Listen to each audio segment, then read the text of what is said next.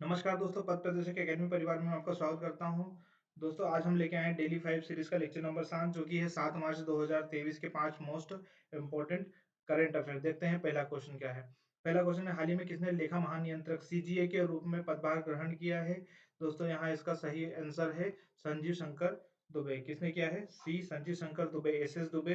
पहले थी भारती दास के बाद अब आए हैं संजीव शंकर दुबे। गिरीश चंद्र मुर्मू कौन है? गिरीश चंद्र मुर्मू जो है वो के सी ए जी, ठीक है। और प्रवीण कुमार श्रीवास्तव कौन है? ये है सीवीसी, केंद्रीय सतर्कता आयुक्त है, ठीक है। तो सही आंसर है सी।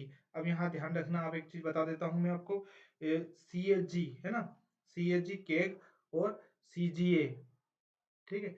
एग्जाम में क्या होता है, जब ये क्वेश्चन आता है तो अधिकतर लोगों के दिमाग में सी ए जी रहता है और वो गलत आंसर टिक कर लेते हैं।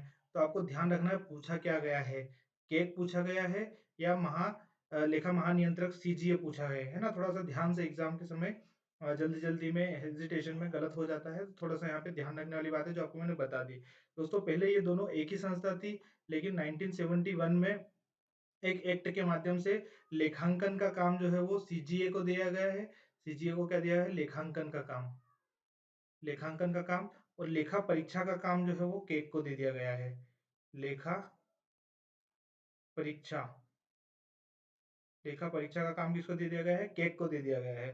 दोस्तों, यहाँ पे बताना चाहूंगा कि नियंत्रक लेखा महानियंत्रक जो है वो क्या करते हैं, ये सरकार को, केंद्र सरकार के क्या होते हैं, प्रमुख जो है वो लेखा के मामलों में सलाहकार होते हैं। सरकार का जो लेखा मेंटेन करते हैं उसको रेगुलेट करते हैं, ठीक है। तो ध्यान रखना है यहाँ पे सीएजी और सीजीए में अंतर, और संजीव शंकर दुबे जी को भी ध्यान रखना है। अगला प्रश्न देखते हैं। अगला प्रश्न, हाल ही में भारत के किस एयरपोर्ट को airport council of international Asia प्रशांत क्षेत्र का सर्वश्रेष्ठ हवाई अड्डा घोषित किया है? दोस्तों, इसका आंसर है सही, तिरुचिरापल्ली हवाई अड्डा। तिरुचिरापल्ली हवाई अड्डा को क्या जो है वो सर्वश्रेष्ठ घोषित किया गया है। ये कहाँ पे है? ध्यान रखना है, ये जो है वो तमिलनाडु, कहाँ पे है? आपके तमिलनाडु में है। एक चीज और बात बताना चाहूंगा, अगर 2 मिलियन से कम यात्री की बात की जाए तो तिरुचिरापल्ली सही है, लेकिन अगर 2 मिलियन से अधिक यात्री की बात की जाए तो उसका सही आंसर होगा आपका दिल्ली का इंटरनेशनल हवाई अड्डा। कौन सा है उसका?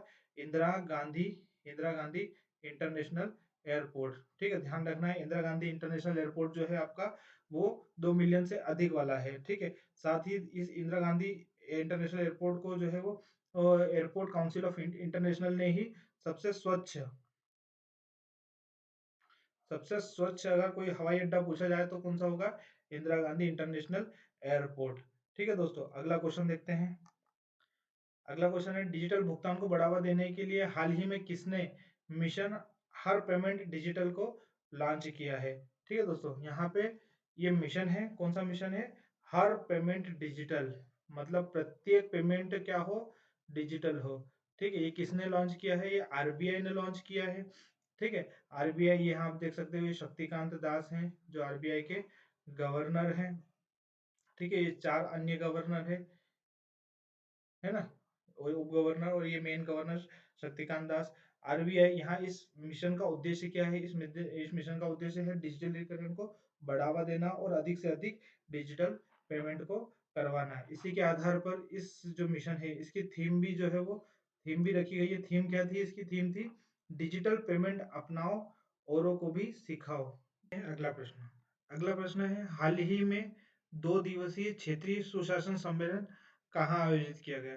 दोस्तों, ये 2 दिवसीय सुशासन सम्मेलन जो है वो अपने मध्य प्रदेश में भोपाल में आयोजित किया गया था, जिसके जिसके जो अध्यक्षता है वो कार्मिक राज्य मंत्री, किसने करी थी?